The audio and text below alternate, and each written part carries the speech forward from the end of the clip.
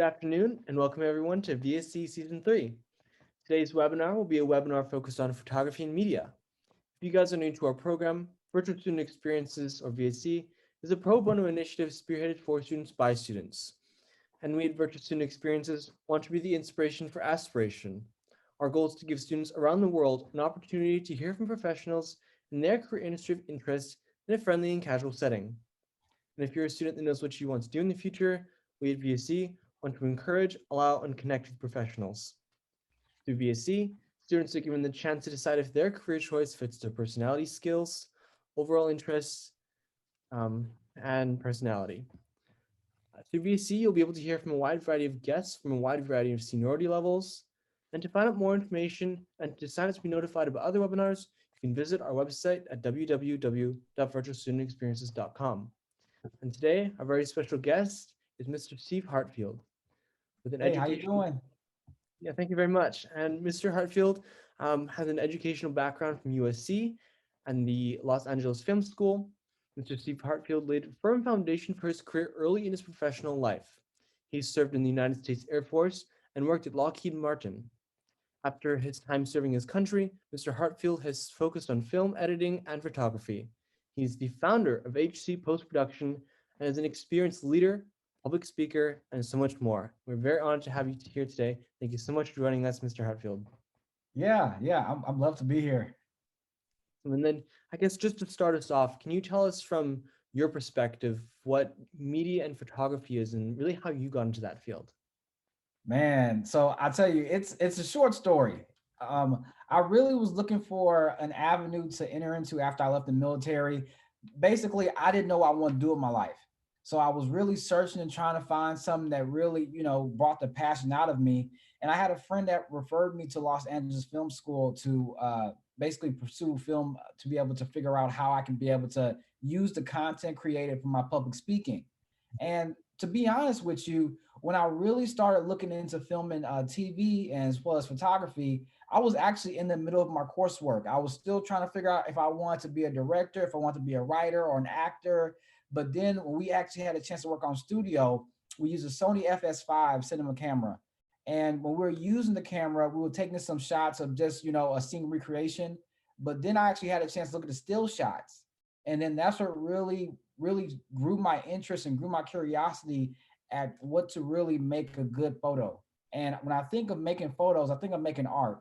And so a lot of people, they might see it a different way, but when I think of adding production value, I use my film school degree to be able to add to my photography career to show people the value of creating an image that sticks to your mind. Awesome. And then I guess when you're trying to really break into that industry, were there any special requirements that you had to meet? Well, I would tell you that the big thing is you have to be a people person. You have to have a lot of great networking skills to be able to really maneuver in the industry because to be honest with you, especially with right now what's going with COVID, you have to be able to learn how to be relatable with other people. This is in virtual environment. You have to be able to figure out different ways that you can market yourself so you can be used on a studio, or if you want to be in post production, or if you just want to be able to be a production assistant and helping somebody actually, promote the content for marketing. But I think the very biggest thing is that, it's just simple things, just making eye contact with people, trying to smile as much as you can, asking open-ended questions, ask about their experiences. I think the big thing is that when I read a book by Dale Carnegie, How to Win Friends and Influence People, he says to be able to get people to talk about themselves. So what makes you an interesting person is that if you're able to get somebody to talk about themselves and their careers and their lives and their families, then that means that will make them more attractive so that they can be able to offer a relationship to you. So I really don't like people using networking because it has a bad connotation. But I would tell people that if you're looking to build relationships with other people, try to figure out how to ways to develop something with them, and not just about work. Try to figure out maybe what you have in common. Sports teams. I'm big on sports. So that's just one way I could be able to relate with people that could be able to help develop a relationship into a potential work opportunity. Awesome. And then I guess focusing in on your education, I guess, can you speak about the role that your education plays to your success and how important is it to go to a name school or get really good grades and study hard in school? Yeah. So I'll tell you what, we all think about, education as far as preparing you for a job opportunity when you go into the career force, so to the workforce. Now, I would tell you that when you're in this university level, it's important to learn how to learn. Usually, in high school, we are given a lot of materials and then we're supposed to regurgitate them in order to pass the test. But when you start getting into a more professional environment, especially when you get to graduate school, you're going to have to figure out how to do your own research, how to learn for yourself, and use critical thinking skills. Now, this is not something you're going to develop overnight, but it is an effort that you have to start taking responsibility for because if a professor is trying to give you an assignment and they're not giving you many details on it, then it'll be up to you to do your own research and give the best information that you have available to you. And that might mean collaborating with your classmates, being able to help with other people. But the thing is that learn how to learn so then you can be able to learn how to problem solve for yourself without expecting anybody else to do it for you. Hmm, interesting. And I guess, can you speak about maybe some of the most important lessons that you took away from your education that helped you most in your career more down the line? Man, okay. So I have three things I was thinking about saying. Like, what am I going to say? What am I going to say to anybody, right? I think the biggest thing is to invest in yourself. I think when we were talking about how to put yourself ahead of prospective employees, trying to get the studio job that you want to be able to figure out how you can prepare in advance and then invest in yourself. Whatever you want to do, whatever you have an interest in, there's always a good book to read. There's always a YouTube video to watch. And what I usually do for myself is that I give myself a daily task list and I have to complete certain number of tasks per day so I can know that I've won the day. So even if you don't know what you want to do with your life, I think the important thing is find what interests you and then invest into that thing because at least it'll give you some direction instead of just being aimless. You want to give yourself purpose and a mission, while you're here, like in the present. So invest in yourself, explore outside the box options. We all understand that when we're given certain choices and options, that we may have to pick between one or the other. But then obviously, if we only see two options, then we have to think to ourselves, what else is available? What else can I really do that can be able to give me the result I'm looking for? So always try to consider thinking outside the box. It's a very important thing to be able to develop your critical thinking skills to really understand that by thinking outside the box, you have to position yourself in a way to where you can be able to see things a bit differently. Because usually the visionaries and the innovators of this generation, they always see things a little bit different, you know? And I think the last thing I would love to say is just to bet on yourself, trust your instincts. A lot of times we second guess ourselves, wondering if we have what it takes to succeed. But people with half our talent is actually doing much more than we actually thought possible. So I would just tell you just to take a chance on yourself. I told myself when I entered the industry, I'm gonna give myself 5 years. Okay, I'm gonna invest in myself and bet on myself in 5 years because really it's not about making money at the end of the day. It's about who you become through the process. So if you're able to go on to this new journey of yours and to really pursue and invest in yourself, you'll be surprised at the person you become in maybe 2 to 3 years even. It's just about it's changing your mindset from thinking about being the perfect person and just being a person that's focused on growth and progress. So, I think that's the big thing. Just remember that it's important that you pour into yourself now while you have a chance until you're forced to make that decision when you're much older and you have a family. It's very important to do it now while you're in your formative years. Awesome. And then I guess you mentioned learning how to learn and what the importance of that is. Um, so for young students, how should they, I guess, start to develop that ability to learn how to learn? Yeah. I'll tell you this. One thing that I was doing when I was in college was that I was always trying to figure out ways to solve a problem differently. And this may sound unorthodox, but say, for example, if you're doing a quiz or a test and the teacher gave you one way to solve the problem, then you could have a good exercise with yourself on finding a different way to solve the same problem.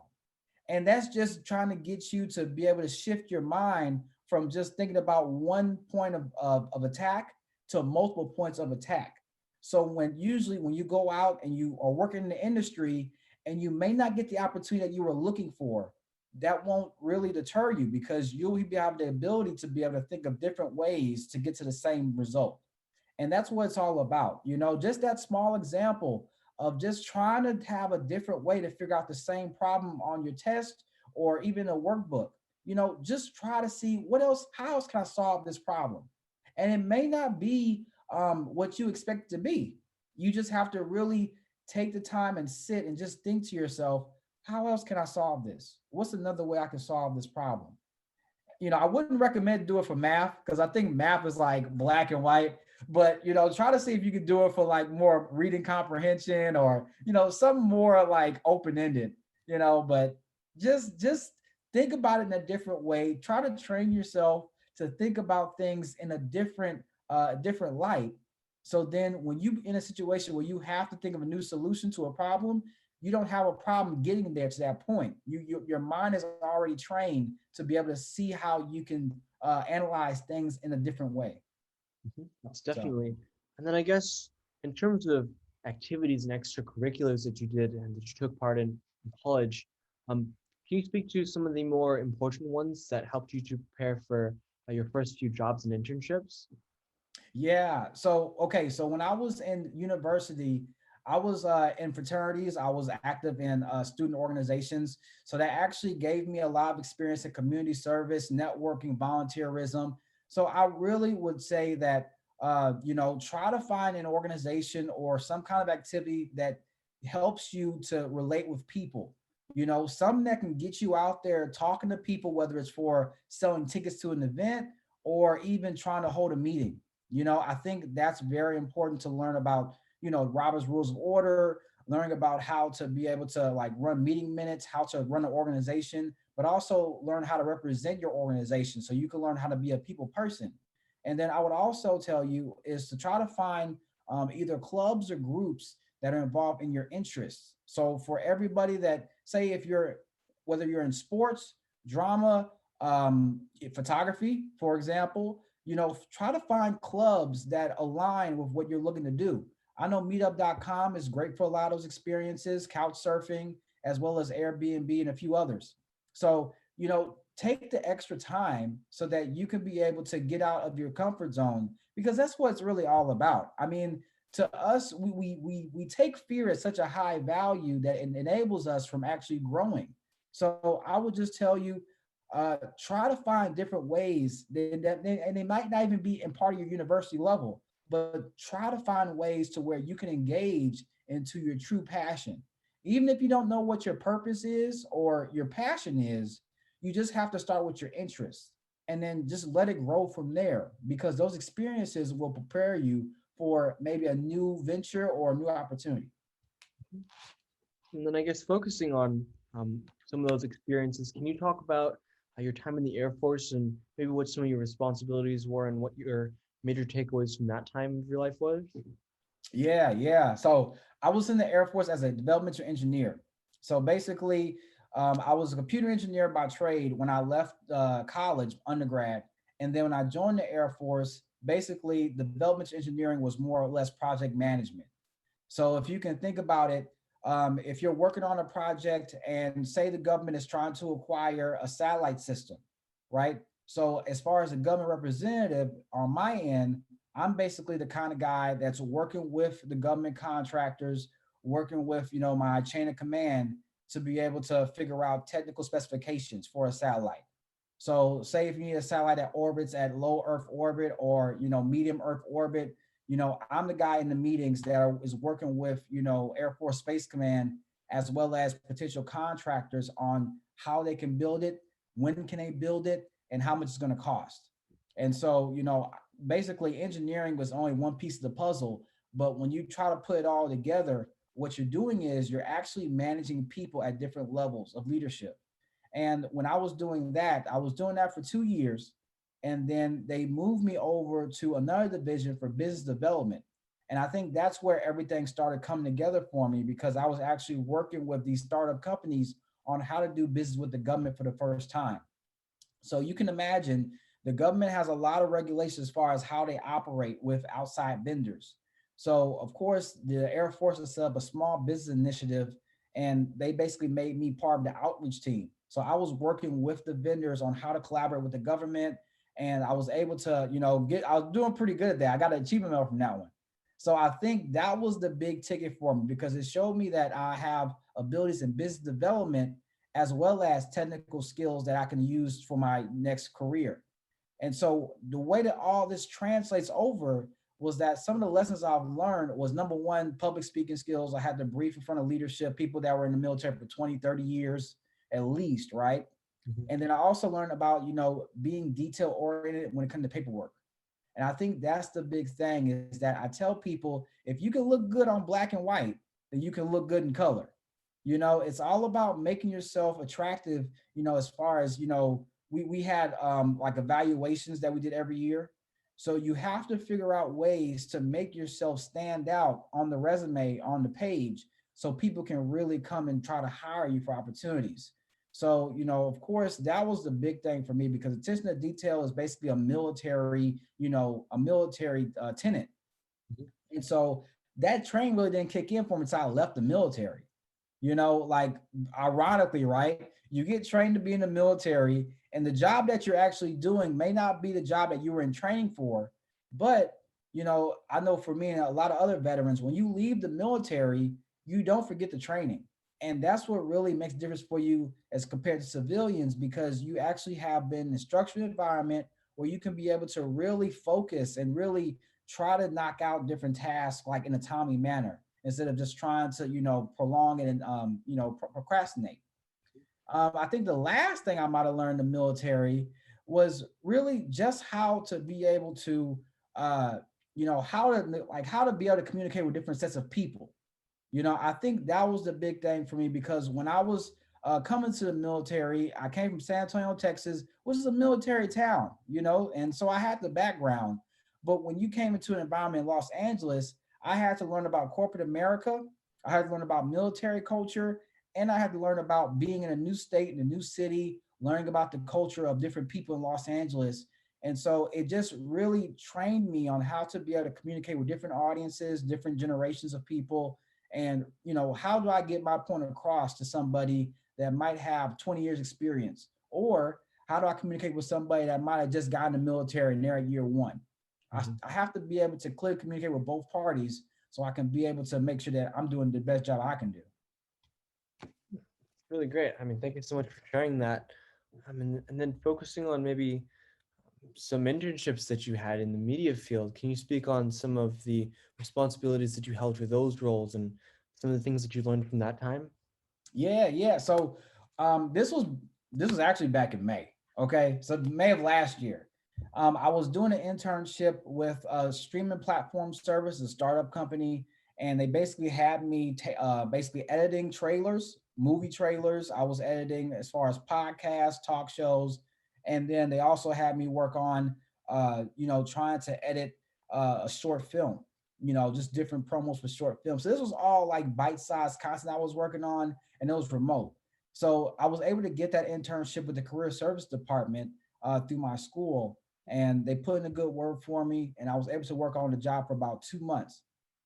And then basically, when the internship ended, I was able to, of course, keep the relationship going with my employer, and then that led me into another internship where I was basically digitizing footage. And so just think about it like this: when you're collecting footage on set, or if you're at an event and you have to be able to put it, in a digital system, I was the guy that was logging, transcoding information, basically taking everything from the camera, put it into the digital system to be able to use for editing for the show, for the award show. And I was doing that for about 2 months. I went through over 1,000 hours of footage with a classmate of mine, and we were working like around the clock.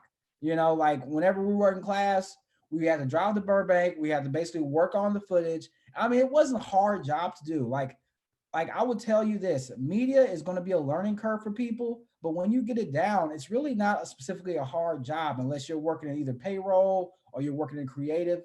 But I will tell you this, it is detail oriented and, is a very little margin for error.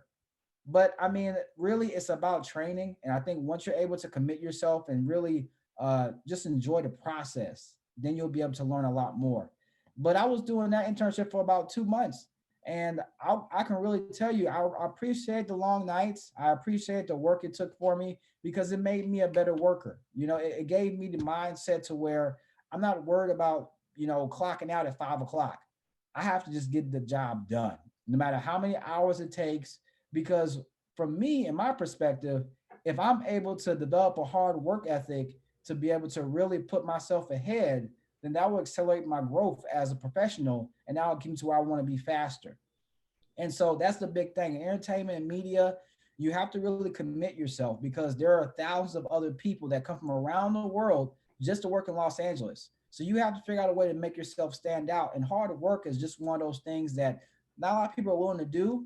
But if you embrace it, it will put you so much further ahead, so much faster that you can be able to enjoy yourself later on.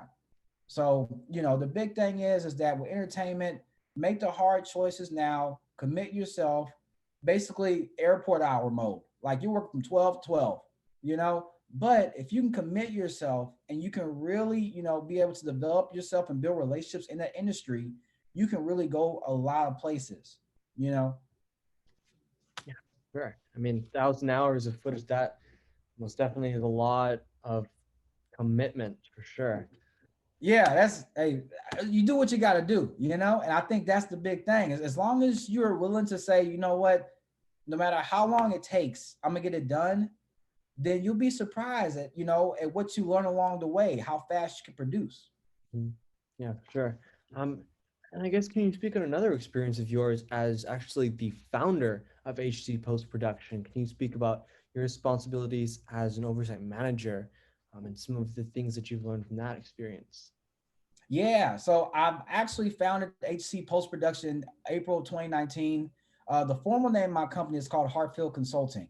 And so basically, I use this company as a production delivery company to outsource services from, writing on the script all the way down to coloring, sound effects, editing, coloring, visual effects, everything you can imagine that you need to make a feature film. And so I basically generate a team of freelancers that are basically either my classmates from USC or my classmates from LA Film School. And I mean, these are guys and girls that are either camera operators, they're directors, they're actors. There might be lighting, electric, they may be, assistant directors. But these are all people that have skills that contribute to the marketplace. But I think the key thing that really separates me from everybody else is that since I'm a veteran, I carry the veteran-owned companies as well as veterans' families, Mhm. and so it's a curated process to where I can be able to help people find production services within city and local governments. And so right now, I'm working with the city of Los Angeles for the LAFD to edit a video for them. It's a simple little video for some internal content. But I think the big thing is that if you're able to really use your experiences like I did, you can be able to find a niche for whatever you're doing. And I think for me, it was just to be able to figure out ways on how I could fill a need for people, how I can solve a problem. And so basically, you have to think about myself being the asset, that I'm the person that creates the magic of the company. And so everything that I do as far as marketing, from designing my webpage to putting myself on social media, to going out and talking to people, or if it's just me trying to fill out paperwork in order to be able to work on a proposal for a company for as a bid, I try to break down every goal I have by task order. So whatever is the most high priority, I get done in the morning. If it's low priority, I might wait till after lunch. It depends on how the day is going, right? Mhm. But I think the thing is that I have a whiteboard over here that I set up, and it's just, just do one thing per day in each category. So if I'm gonna do one thing in social media, I might post a picture. Or if I want to do one thing, as far as outreach, I might make one call, and you just try to be able to develop a habit from there. And so, I think the big thing is you make a decision to commit. And once you commit, then your mind is going to creatively create ways for you to contribute to your business. And so I'm always thinking throughout the day, okay, how can I make my business better? How can I make it better? How can I make it faster? How can I make it automated? You know, and I always think of different ways. And I write it down and I just put that in my calendar. Research website development. I might, contact t-shirt designers, or I might, make a checklist for upcoming photo shoot. I'm always thinking of different ways to make it better, and I never let a day go by. It's like a baby. You got to think of it like a child, man. It's like you have a child and you have to feed it. You have to take care of it every day. And people don't understand that business is responsibility. And if you're taking it seriously, then the business will take care of you.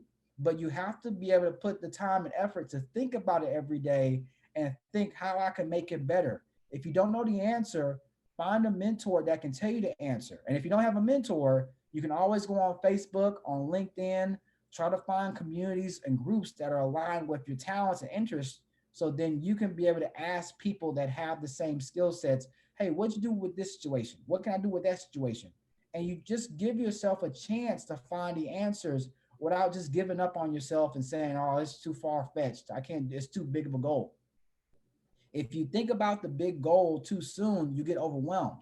But if you kind of break it up into daily bite-sized pieces on how to win the day, then you can really evaluate how you can grow a business. But I mean, I'm everything as far as my business concerned. Hopefully I'll be able to hire a administrative assistant soon so they can be able to help me find more gigs and more bids for contractors. But I mean, you just have to take it day by day. I can't do everything at all the time.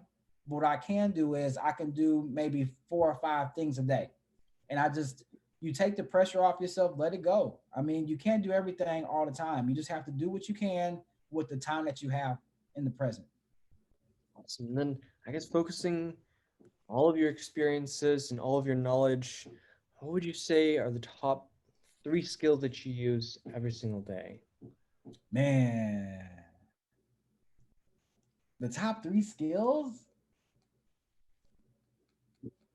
I think okay, so let me think about it like this. Okay, so 3 things I do every day that gets me further Mm-hmm. is I have a hunger to learn. So I think I've always had that hunger and desire to learn. I mean, because I realize that the more that you learn, the more that you earn. And the thing is that you have to be able to put it into action. So, you're hungry to learn, that's developing a need and the insatiable desire to learn more. And then I have a habit of where I always try to put action behind my thinking. And so I never wait for a perfect plan to manifest. I just try to figure out, okay, what's one step I can do, you know? So I'm never afraid to fail, but I think the big thing is that as long as I'm willing to take one step in the right direction, then that'll be more than what 90% of people out in the world do anyway, you know? So, and then I think another skill is just, using your imagination. I feel like, in the space I was in back in the military, it was very, I guess, left brain, where logical, systematic thinking, you have to really be focused on the mission. And it's basically a right answer or a wrong answer. But when I shifted over to entertainment, now I'm talking to people that think more creatively outside the box. And so now I'm learning more about the idea of using my imagination to be able to develop my business. And so that can be anything as far as creating a marketing campaign for yourself, or, if you're just trying to figure out a new mentor to talk to, somebody that you can collaborate with. It's not really hard to do, but I know a lot of people have to take a little bit of effort to put in, their imaginations at work. So, just take time to be able to really focus on, learning more, taking action, and using your imagination so you can be able to really figure out, like, just if you're not going to know what you're going to do in the next 20 years, it's impossible, but you can figure out what you want to do in the next maybe 6 to 8 months, 12 months, maybe. And if you can figure out what you can do in the next 12 months, then you can just start there and just allow the experience of life to lead you into a path to where you can expand your goals And the more that you evolve as a person, the more that you grow, then your goals might start growing and evolving. You just have to kind of trust yourself and just take that first step. Don't be afraid to fail. And I think you'll be in the right direction.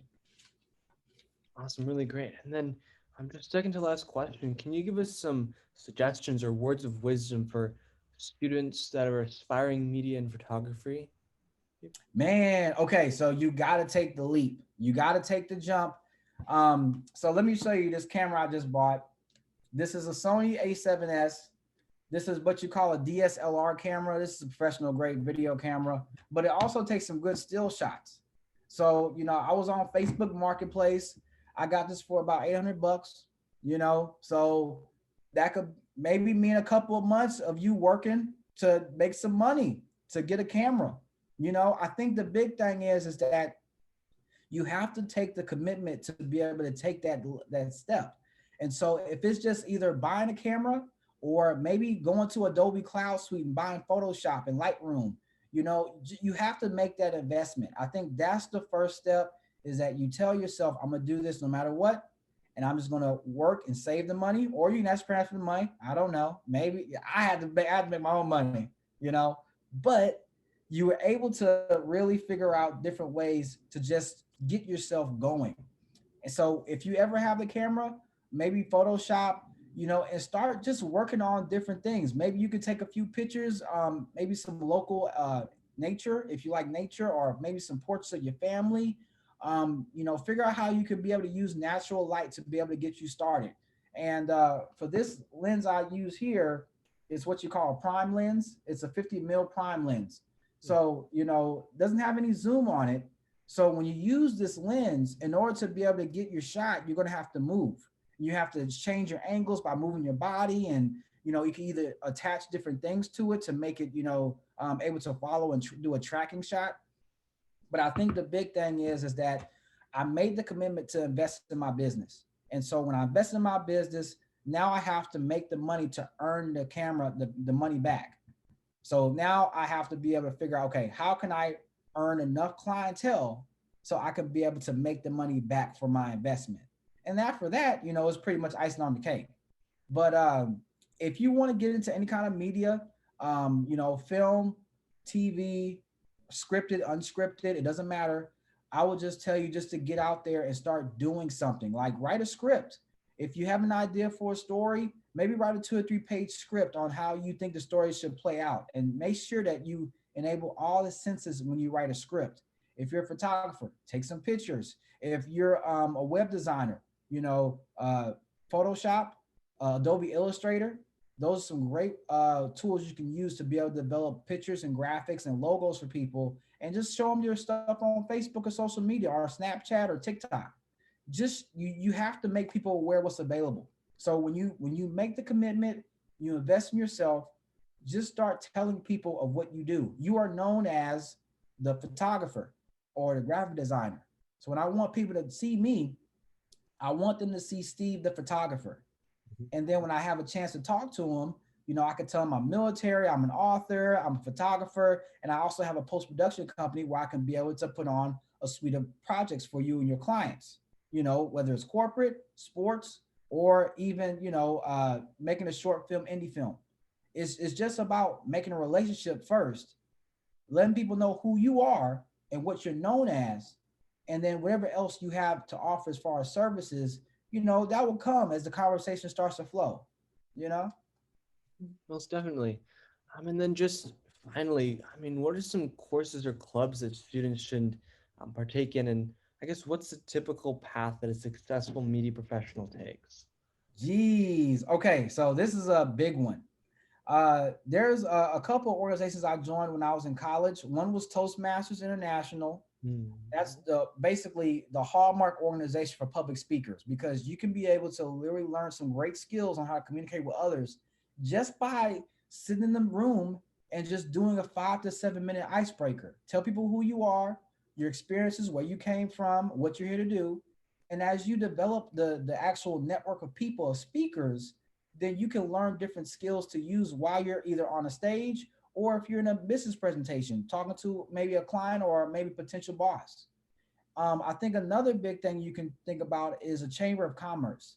And Mm. so a lot of business owners, they join their local chambers of commerce so they can be able to be connected with different entrepreneurs within their community. So, and this is just on meetup.com. You don't have to go far, but whatever city that you live in, seek out the Toastmasters International.